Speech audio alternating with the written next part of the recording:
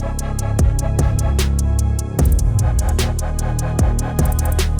what's up guys? Dan with Muscle and Strength. Just got out of the night show, and this was a very predictable show, I guess you'd say.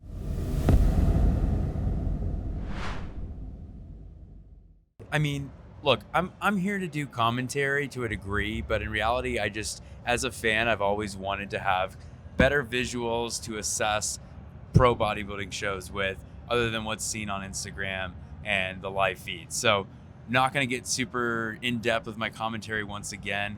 I think you guys somewhat appreciated that last time. I'm just providing a visual perspective of what I saw. So, look, we get into the show right away, and, I didn't really notice a dramatic change from Hadi and Derek. Yeah, they were both shredded last night, really polished, and today they looked just as good. I will say Derek, to me, looked a little fuller, but Hadi still maintained the condition and just started getting even more chiseled. So what we're going to do now, we're going to start out with the top 10's individual routines. We got a couple shots to show you here, and we'll go from there.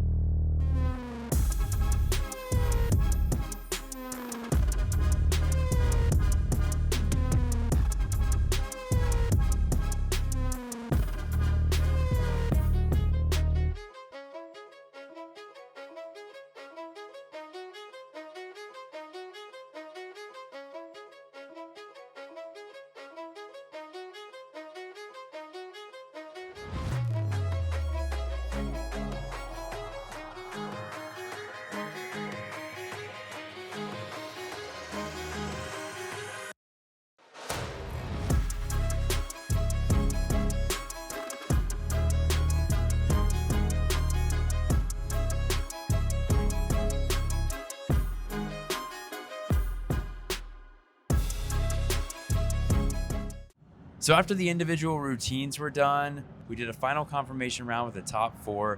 What was interesting though, and I'm not gonna lie, as a avid follower of the sport, was just seeing Nick Walker not in that top 5, because I truly believed he was going to be there. But that's just how bodybuilding is, guys. Sometimes people we are hyping up or people we're following, they're just not having the day they wanted.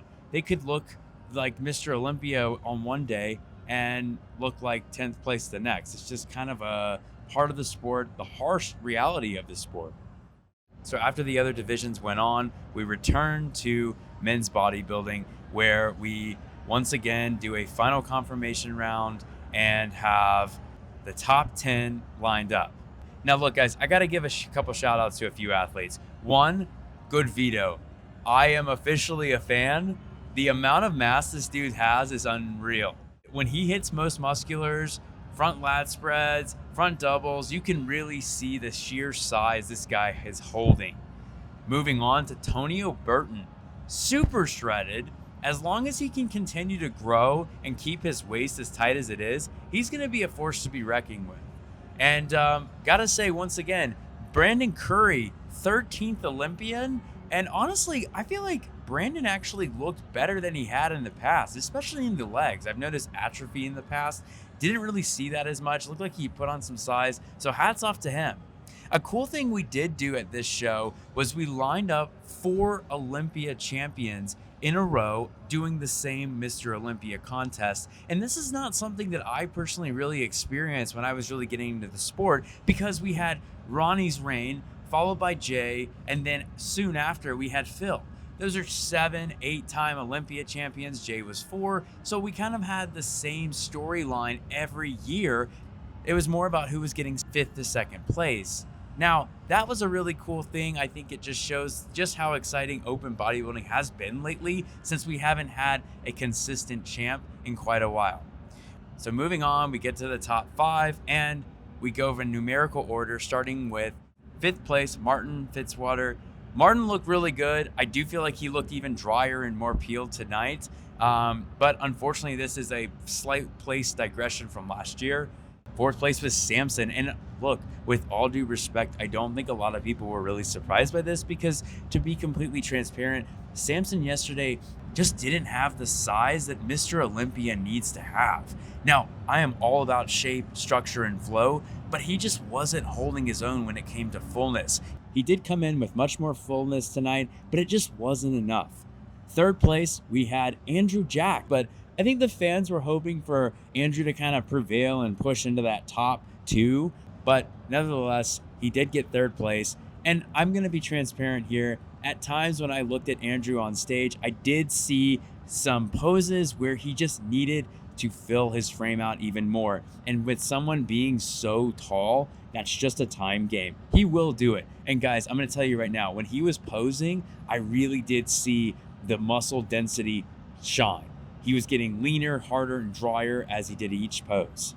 Moving on, second place, Hadi. And I don't know, I feel like it was kind of a toss-up because as the pose down was going on, you could literally see, like, I was a couple rows back from in the media pit. He is like literally granite, bone dry, the obliques, the quads. When he flexes those muscles, it is wild, guys. So seeing Hadi get second, I wasn't upset, but at the same time, I kind of was rooting for him.